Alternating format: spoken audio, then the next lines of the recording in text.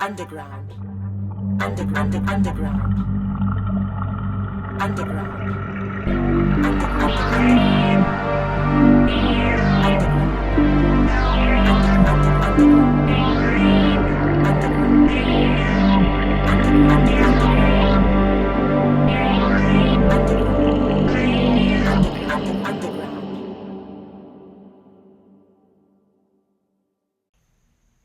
Greetings, surface dwellers.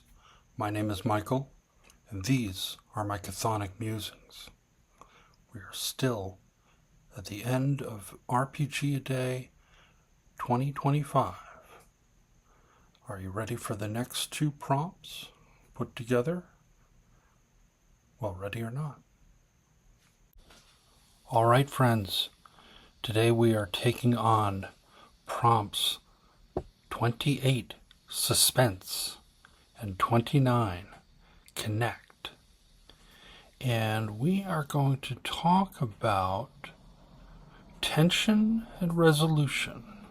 The introduction of something that is unresolved and then holding it just enough to create that tension, and then finally connecting it to the resolution. I'll be discussing this from the point of view of a game master, and as such, the game master playing within the game. And so we're going to reserve a little bit of suspense for ourselves as well as our players. And because it is a game, we're going to be keeping things real. So we have, quite a bit of leeway. We have quite a bit of techniques we can use in design and also in the execution of the game at the table. But nothing is definite if we stay true to the game. And I'm going to start this discussion with a very important book, a book that really brought down and drilled into my brain the importance of tension and resolution. And it was many decades ago, and it wasn't the Holmes basic set or the advanced D&D Dungeon Master's Guide. It was in fact this book. That's right, Country and Blues Harmonica for the Musically Hopeless, from the people who brought you Juggling for the Complete Klutz. And for those not familiar with this book, you can see there's a hole punched in the top left-hand side. That's because there was a little red mesh bag that came with it, and inside the bag was a harmonica and a cassette tape. Very similar to the Juggling for the Complete Klutz, which in its bag had 3 juggling balls for you to practice with.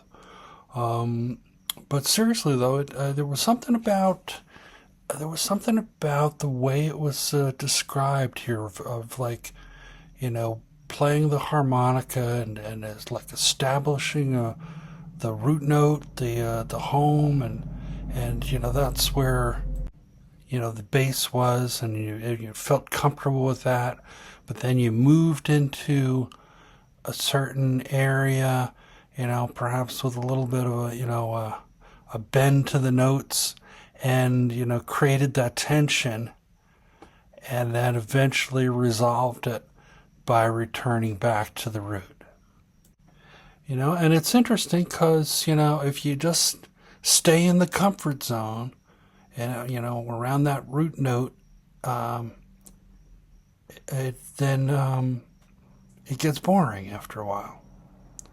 And if you stay in the unresolved territory for too long, it gets kind of, I don't know, it seems to me like frenetic or disturbing, maybe disjointed, But that movement between the two places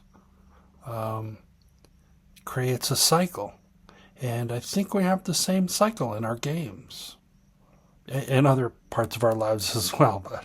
But specifically, I'm talking about our games, where we need to create like a little bit of a comfort zone for our players, and then challenge them and to kind of move into like a little bit of the unknown. Like, did we bite off too much, more than we can chew?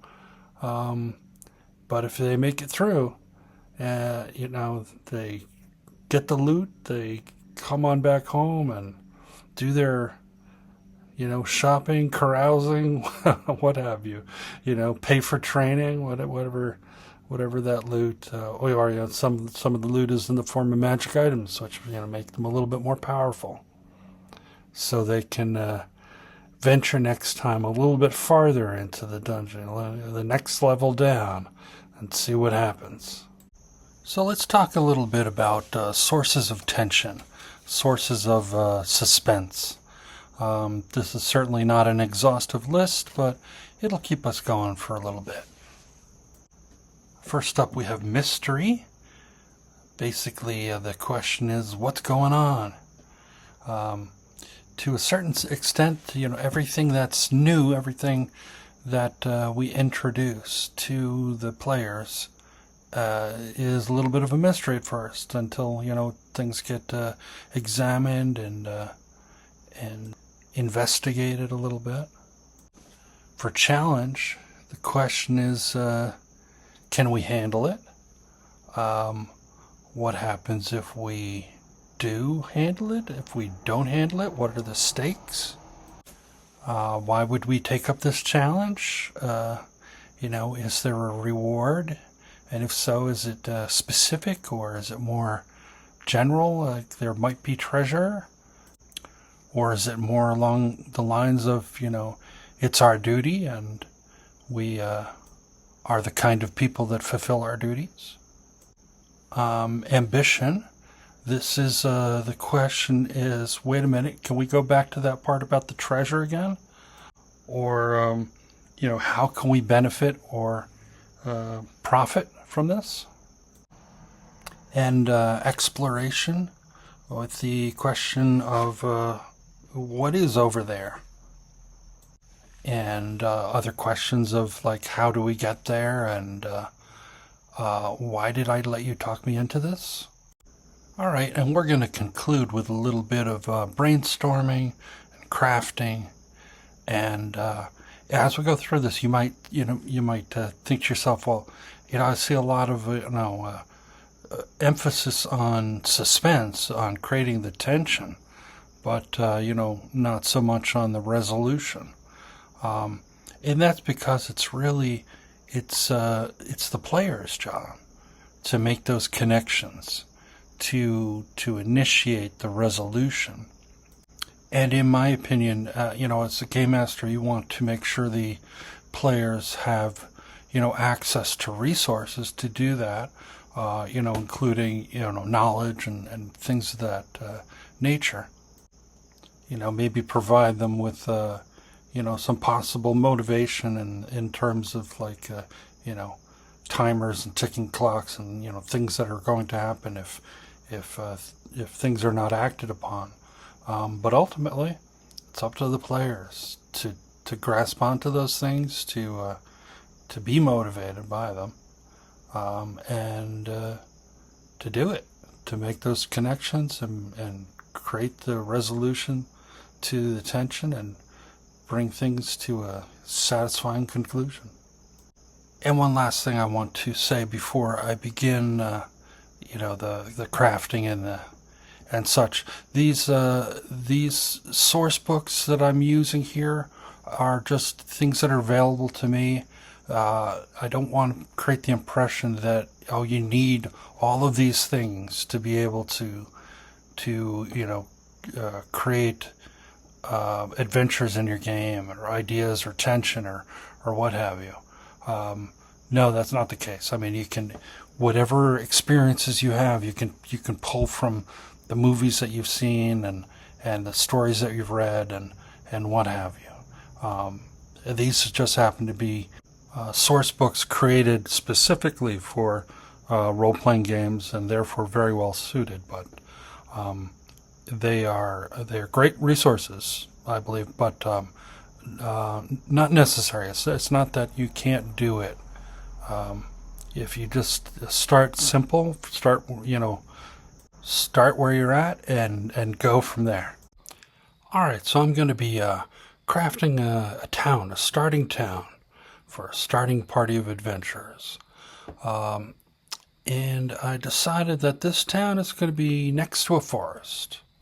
So the first piece of inspiration I'm going to take is from the Tome of Adventure Design Revised by Matt Finch.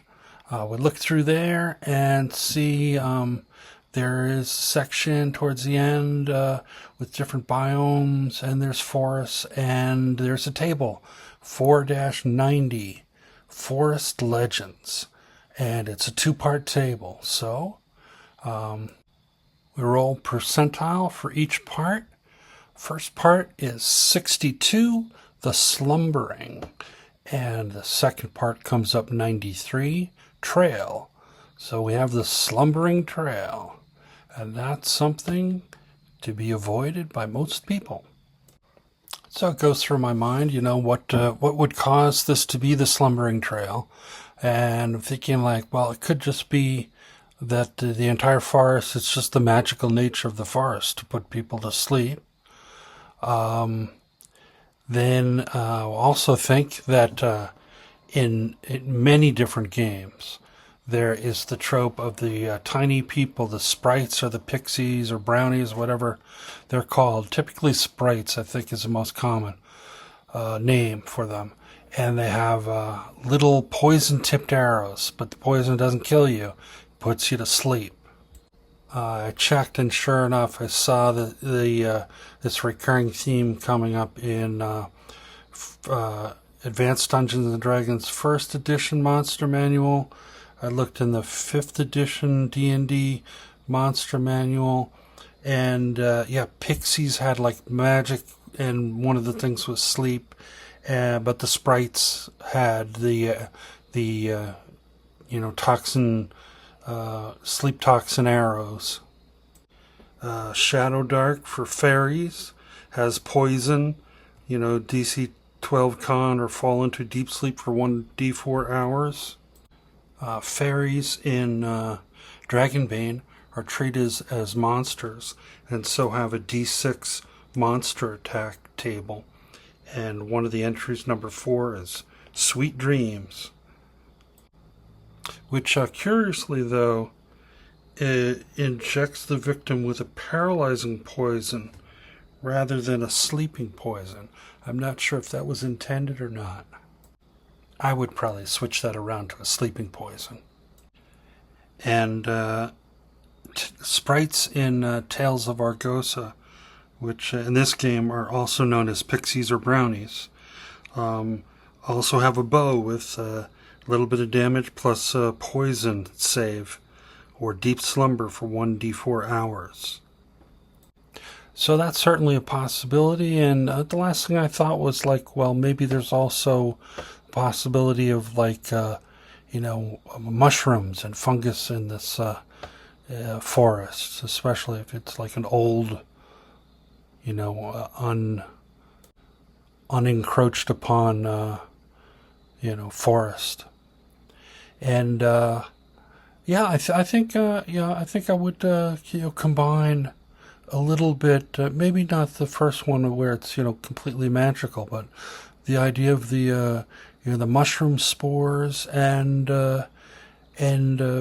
sprites as well, and in fact I think I was thinking of splitting the two different types of fairies, very much similar to sprites. Because I just started on a story, a Lord Dunsany story, called The Kith of the Elf Folk. And in this, the fairies or elves are not able to be seen, or basically like not noticed. People just refuse to notice them, except for people that were born at the hour of dusk. And certainly within role-playing games, the trope of pixies or sprites or fairy folk being having the capacity to turn invisible, certainly in there. And I kind of like better the idea of they have a certain quality that makes people not notice them. So not necessarily that physically light goes through them and they're technically invisible, or the sound waves are suppressed, but rather they may be making maybe visible, so to speak, and making noise, but most people just don't notice it. Their brain refuses to register that. But some people can. And I was thinking along the lines of, maybe separating them into two, factions, so to speak, because, I love to work in factions. And they could be like the dark and the light, but not separating them into good and evil, just making them different. But they would each have their own personalities, each faction. But the light is not necessarily good and the dark is not necessarily bad. And then as far as like the people that can notice them, the people, born during the hours of dusk, or not hours, but, the time period of dusk, however long one, sets that period of time at, that there could also be a corresponding set of people born around the dawn. And so that could be another separating part for these two clans. So I figured that there would be like the dawn fairies and the dusk fairies, rather than, calling them light and dark or good and bad or Seelie and unseelie, as we typically do. So they would be the dawn and the dusk, which doesn't necessarily put one as a superior position over the other. And yeah, there are mushrooms in the forest, and toadstool rings, and occasionally wafts of spores, invisible, floating through at certain points in time. So there could be a number of ways that people could be snared into falling asleep in the slumbering trail. Now, to tie into that idea of people not noticing these fairies, I was thinking about you borrowing an idea from Daggerheart with their duality dice, and making a single roll for every new player character, and they would roll 2 dice, one kind of light colored, one dark colored, and if they got a certain number, I was thinking 3, because 3 is a magic number. If you get a 3 on your die, you can see, you can perceive that type of fairy. On the light die, it would be the dawn fairies, and on the dark die, it would be the dusk fairies. And if you got a 3 on both, you can see both. You can perceive both of them as well. And I was thinking the different races. I was thinking, of using like just the 4 basic races. The 4 like kind of original. Human, dwarf, elf, halfling, and the elves would have the most likely chance to be able to detect and perceive the fairies. So they would roll d4s for the 2 dice. So they would have a 25% chance for each. The halflings, I think, would be up next. they would roll d6s, and so they would have a fairly good chance, a 1 in 6, of being able to perceive each of the types of fairies. And for humans, it would be d12s, so they would be far less likely. And dwarves would be the least likely of all. They would actually roll d20s. So this kind of sets it up with which races are likely, not likely to be able to perceive, but it's then left to random chance. And this is part of what I was talking about, of like leaving a little bit of suspense for the game master or the DM, because until it's rolled, you have no idea if any of your player characters are going to be able to perceive these creatures. Also typically not knowing, ahead of time, what races your players are going to pick too. So, yeah. All right, with a little help from Kevin Crawford's game Worlds Without Number, able to come up with the balance of the factions that we use for this town and the neighboring forest. I've decided that the town's going to have 3 basic large factions, and then including the 2 types of fairies from the forest. In the whole general area, we have a total of 5, which is a good number of factions, especially for a small town. We've got the general, the lord, and the militia, and under the heading of military, which I've noted here is mostly human, because I'll leave room for a few non-human, maybe some elven archers and halfling slingmen or something like that.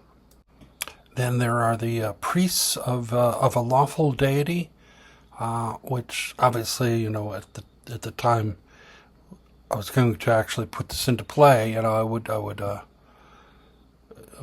flesh out who is the deity and more about that. But for purposes of this example, we don't need to do that. But they are very, very religious, and part of a larger organization. So they're here in the town, but they also have links and communications with the larger church, so to speak. And finally, for like an economic interest, I have dwarven miners, and they are mining iron. And if cold iron is a thing, and I think separate from just another name for iron, I would have this be specifically a cold iron mine, and that kind of also sets up another tension, between the fairies and what's coming out of this mine. And also in Worlds Without Number, there, it's a fairly large section about factions and how to run them.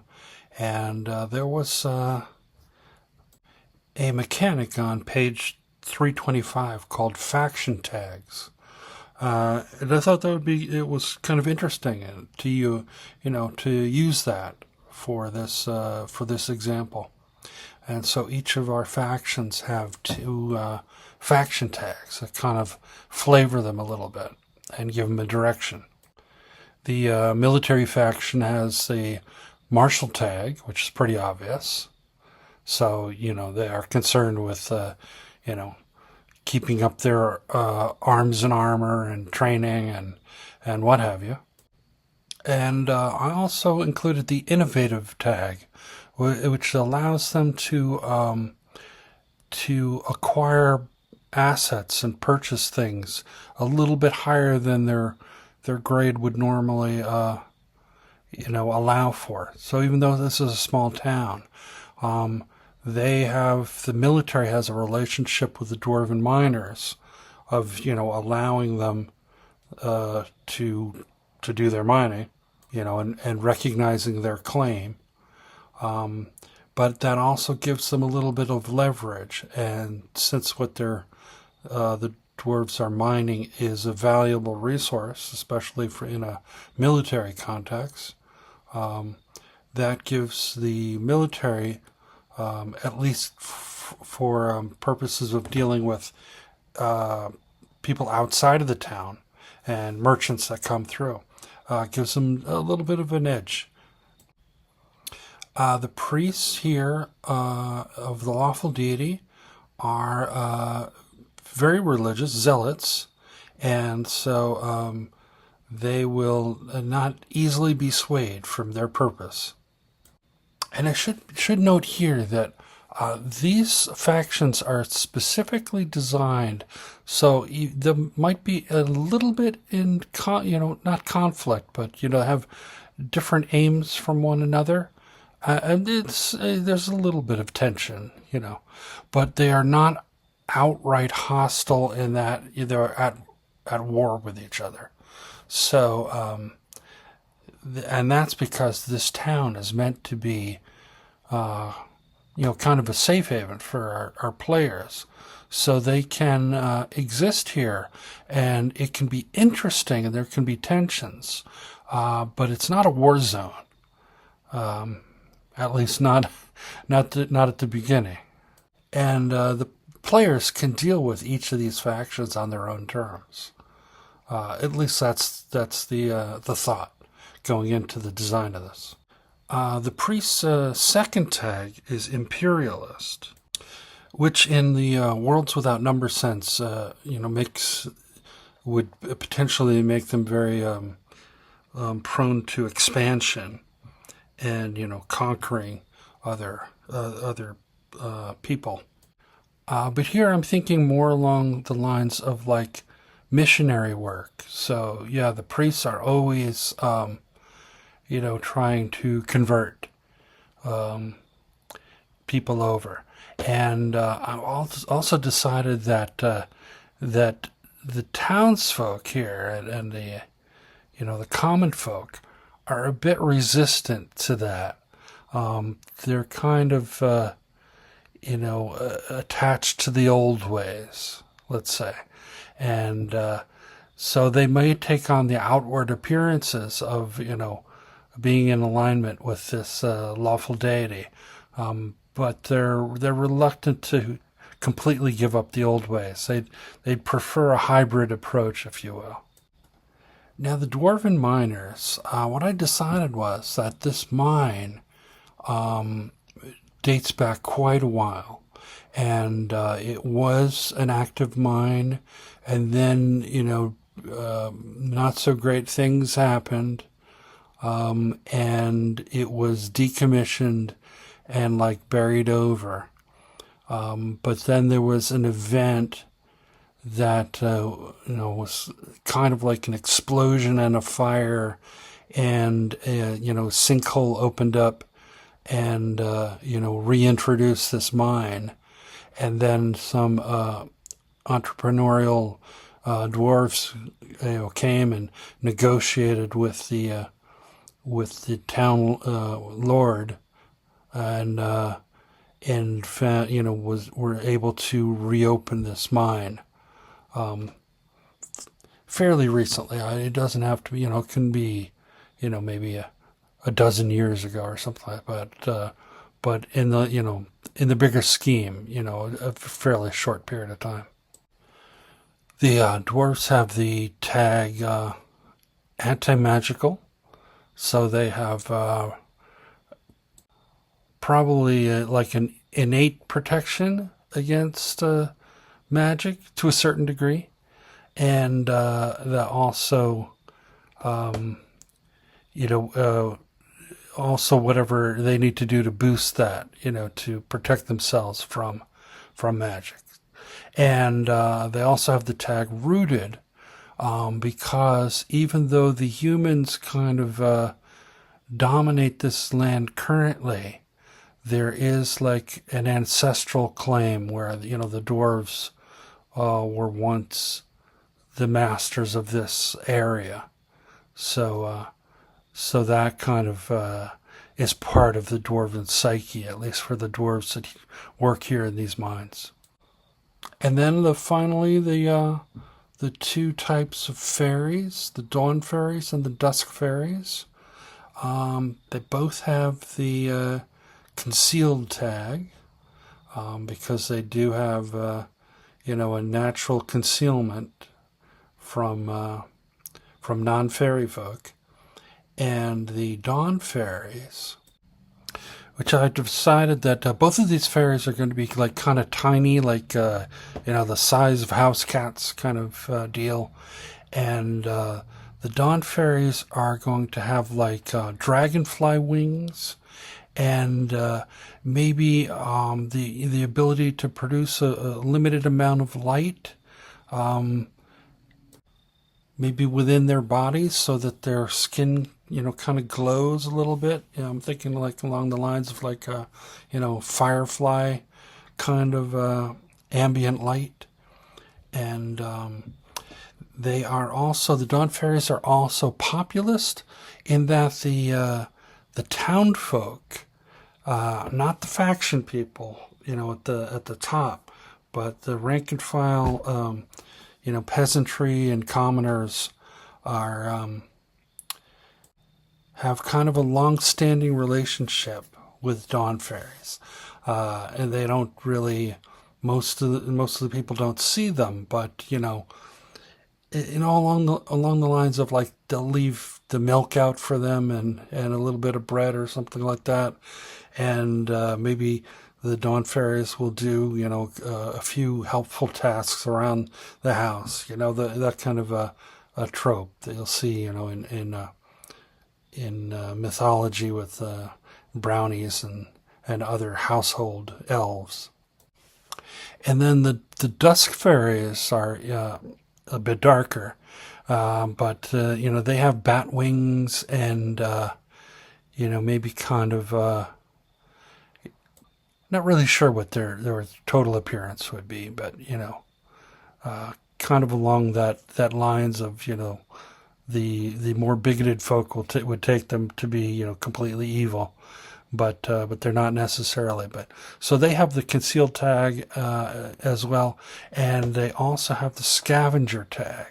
So I decided that they would be part hoarders, and that if things are available and nobody else is claiming them, they'll obviously they'll claim it for their own.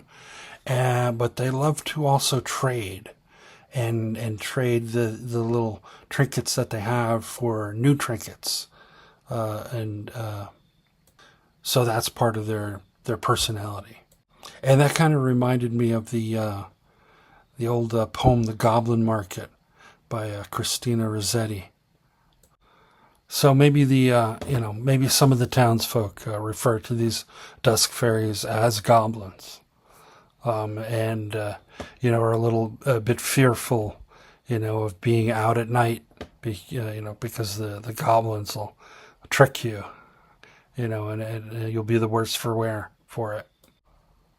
And then finally, I've got one person that's like outside of the faction system, the eccentric wizard, who is neutral to all of these factions. And this wizard may be a good contact for the players, and navigating between the different factions and who's who and what they believe. And finally, we come to an actual threat to this town and to the forest and all 5 of the factions and more. And that is a dragon of sorts, a wormling that lives beneath the mine. and although its egg was long dormant, it has hatched some number of years ago, but fairly recently.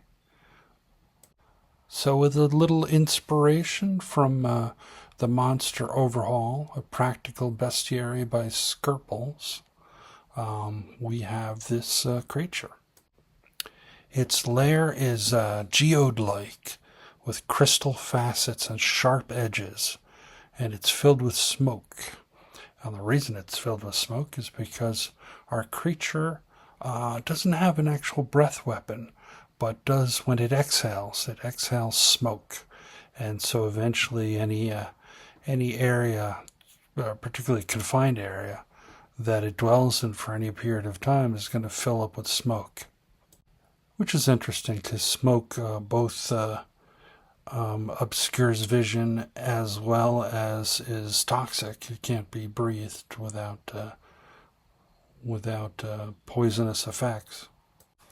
And our creature is has scales of obsidian, and it cuts with a sharp tail, almost like a scorpion's attack. And all cuts from this creature or from the geode-like lair do not heal naturally. So whatever rules your system would have, the game system you're using for, bed rest and healing naturally is not going to affect these wounds. They can only be healed magically. And I'm thinking, with regard to this mine and its history, there was a similar worm, a lindworm or what have you, in ages past, and had something to do with the original, shuttling of this mine, and the explosion that reopened this mine was actually caused by the Dawn Fairies.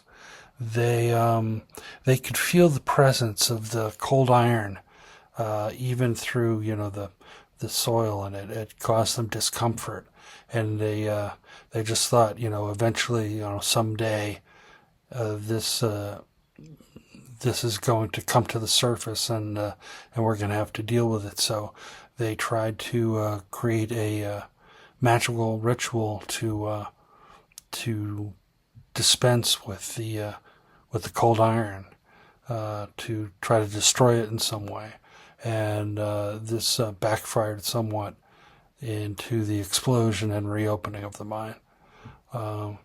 So that's like a little bit of a secret that they hold, that they are actually responsible for that whole scenario. And in a way, for the hatching of this new creature. Although I would keep this new creature is basically a secret, and only some of the dwarven miners have seen hints of it and have tried to cover things up and board up at certain tunnels and close them off and say, okay, this is unsafe, but without saying what they really know. And if you add in a few of these scales, coming to be brought out of the mine without people knowing what it is that they've got, and maybe even some of the dusk fairies trading for some of them and then trading again, and maybe the eccentric wizard gets a sniff of what's being traded and what's going around, and something is happening, and so he starts poking his nose into trying to find out what's going on. And I think that's one of the secrets for keeping the suspense and tension in your games, is that if things don't completely get locked down and it's not in a plot or it says this is going to happen, then this is going to happen. But you just leave like these little threads that you can then move and make, as a GM, make connections and deploy when needed. Then then you can keep the tension going, and then it's up to the players to follow up on that and further make their own connections and start to resolve things and start to uncover secrets and get people to fess up to what's going on and what they did, and then make a plan for what really needs to be done. Is that people need to be cooperating and working together to combat the real threat. And so, until I resurface, may your successes be many and your failures be memorable.